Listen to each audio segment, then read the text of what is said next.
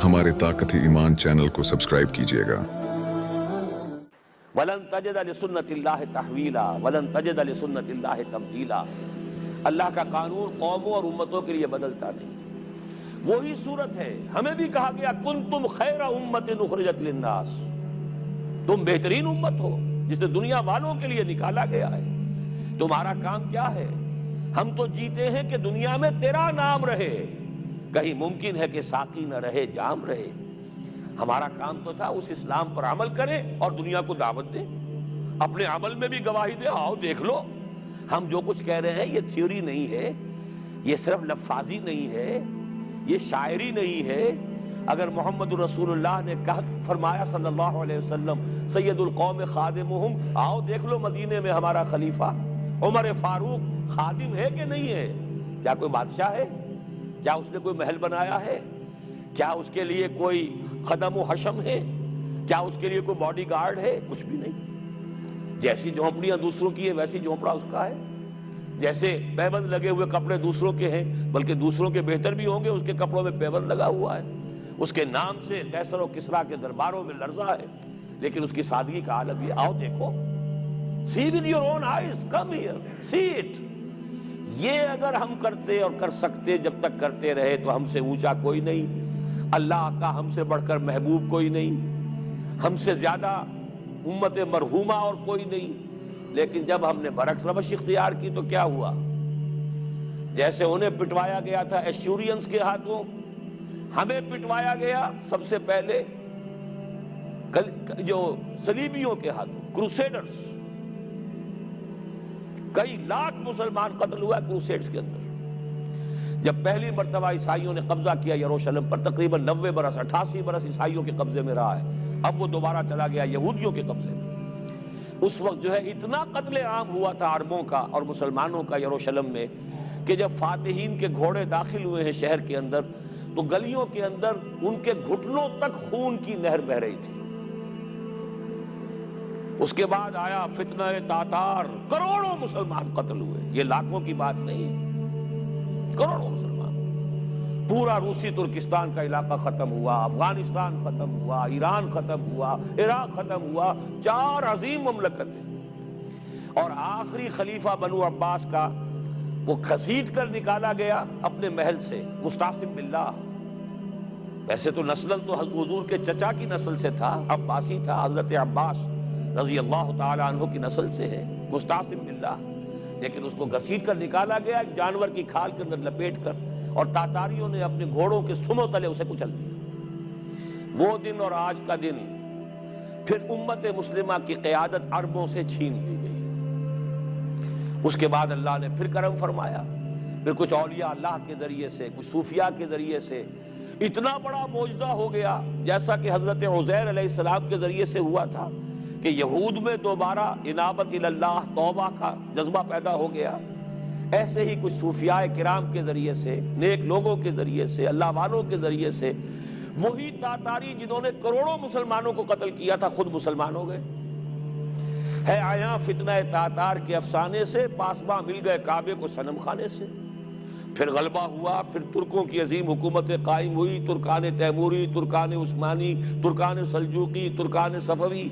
अरब तो माजूल हो गए थे, लेकिन तुर्कों की जेर क़यादत फिर ग्रेट ऑटोमान एम्पायर में कायम हुई। उसके बाद फिर जब वो तुर्कों के अंदर भी वही बादशाहत, वही अय्याशियां, वही महल बन रहे हैं, वही जो है तोप कापी महल जाकर देख लीजिए, वही अय्याशियां शुरू हो गई, वही अलल्ले तलल्ले हो गए, वही जुल्म शुरू हो गए।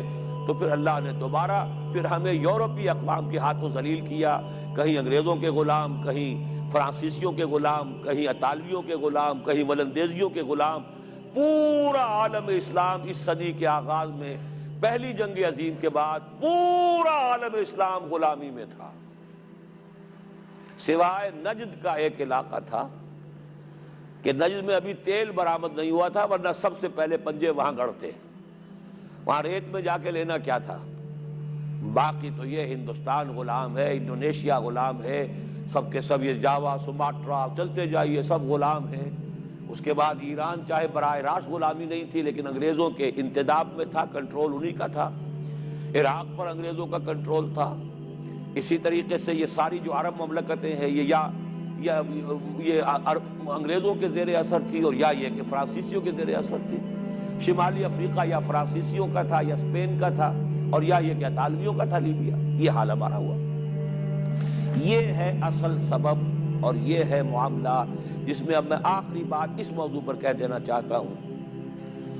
یہ پروسیس بہت جلد ایک بہت بڑی کلائمیکس کو اور بہت بڑی انتہا کو پہنچنے والا ہے۔ وہ انتہا کیا ہے؟ دیکھیے، میں نے جو کہا تھا کہ ایک استثناء ہے، ایک قوم ایک امت ایسی ہے کہ جس نے اپنے رسول کو رد کیا اور اسے ہلاک نہیں کیا گیا۔ حضرت نوح کی قوم غرق، حضرت ہود کی قوم ختم، حضرت صالح کی قوم ختم، حضرت شعیب کی قوم ختم، آل فرعون ختم۔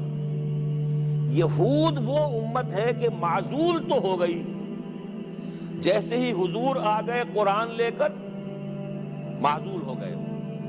جیسے کوئی ایک منصب ہے، اس منصب سے معزول کر دیے گئے، قتل نہیں کیا گیا، انہیں زندہ رکھا گیا۔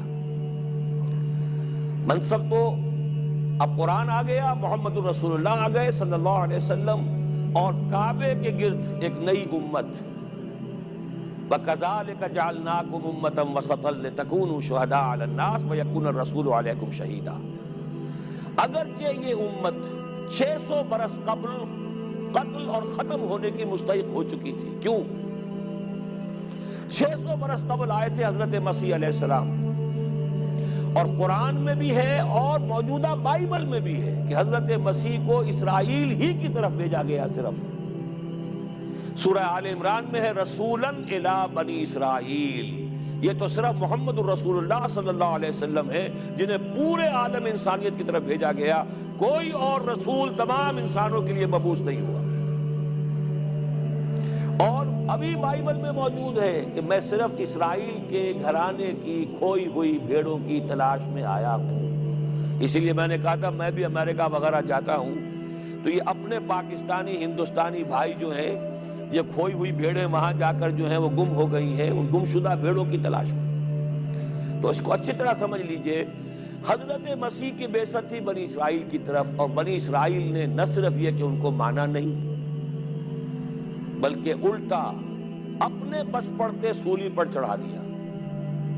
اپنے بس پڑتے، اس میرے الفاظ کو نوٹ کر لیجیے۔ گویا کہ یہ اب اس عذاب استیصال، آخری ہلاکت والے عذاب کے مستحق ہو گئے۔